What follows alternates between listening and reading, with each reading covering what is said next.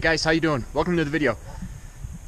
I decided to come out tonight and do a little night drive just because I actually have not done any night drives with this Baja since I did all the rewiring and changed some of the lights and whatnot, and figured while I was out here spinning around on some of the gravel roads, I'd give you a little update on some things that I've done since the last update.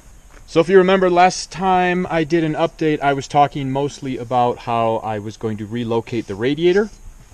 Well, that's done now. It probably does not look really different from how it was last time, but it used to be back to about here, and when it was like that, you couldn't actually get your hand down in here, which was very problematic, and I found out especially because one of my electric fans failed on the trail and I wasn't able to access it, which was a little bit of a problem. You can see the repairs are still on this fan. I have a new fan on order, but it's on back order, so I just epoxied this one for the time being. But I extended the radiator about 5 inches further out, so now it sits basically straight up and down. It used to lean back a little bit, and now you can get your hand all the way down in there, and it's much easier to work on, and it gives you a little bit more access to the back of the engine and the fuel lines and the wiring that I have back here. All I really had to do for that extension was remake these pieces longer. I had to put some new radiator hoses on here to make them longer. Same thing with down here. I needed a slightly longer hose down here. But I didn't have to redo any of the hard pipe connections. I was able to just order some hose that was a little bit longer.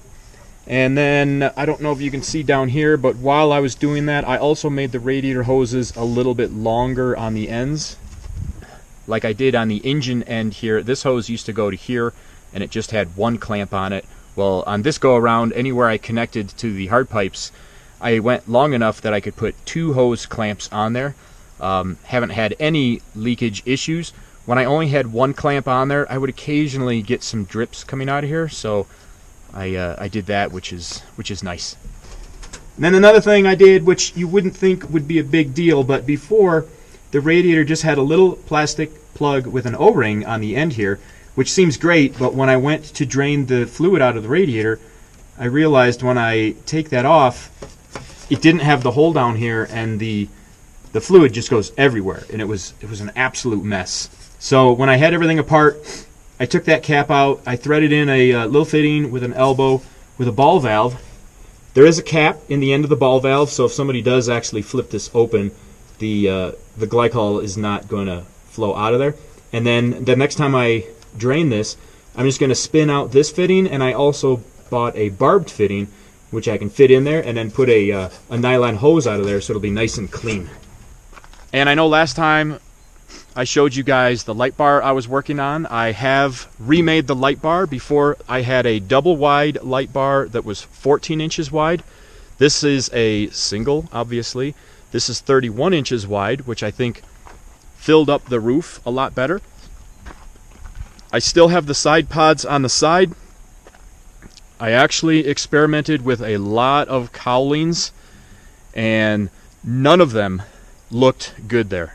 They all looked horrible. So that's still a work in progress. I'm thinking at this point what it needs is something tubular to kind of wrap in the design of this. So I'm still trying to decide how to make something tubular just to protect that so that it doesn't look like it's hanging out here, and if it gets hit by brushes or branches, it won't get tweaked. None of the wiring is hooked up to this yet.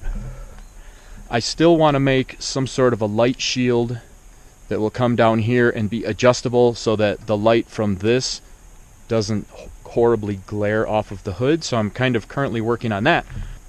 And today I drove this to a car show at a local high school, and I had to go on the highway where I was going about 50-55 miles an hour.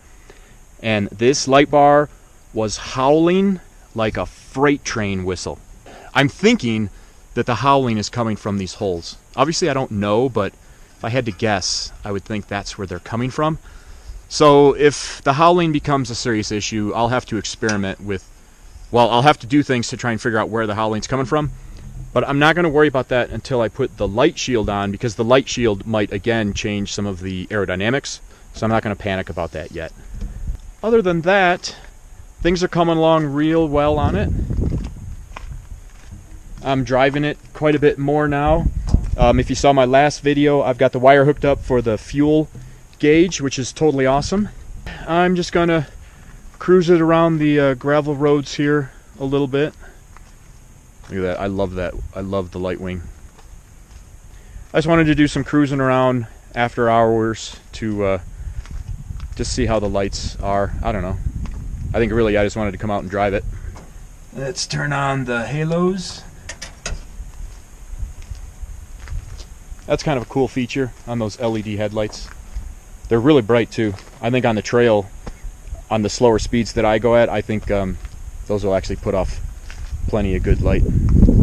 So like I said, I'm just gonna drive around a little bit on the back roads and just enjoy the Baja and see how the lights feel, and then maybe I'll go home and eat some cookies.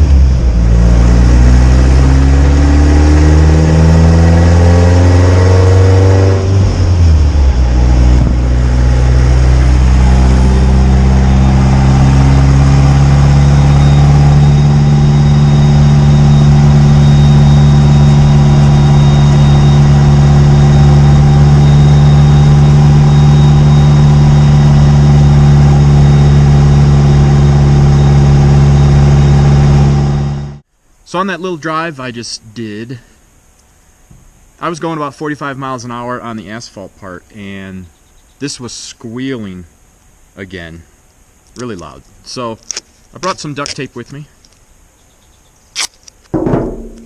and I am going to tape up the holes. Then I'm going to drive over that road again,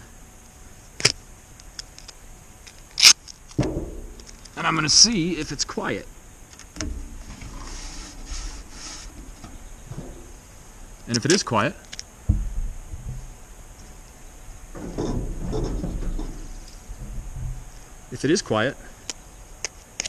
I will know that it's these holes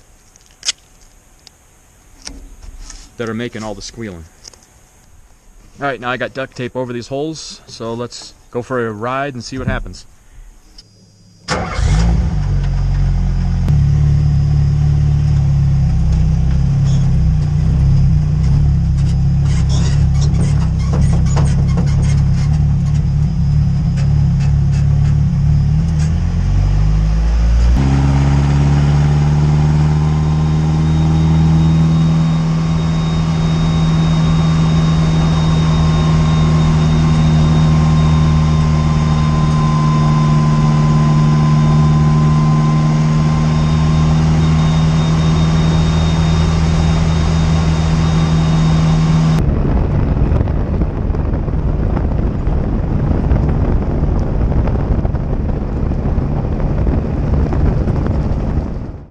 Alright guys, so I got to do some night driving.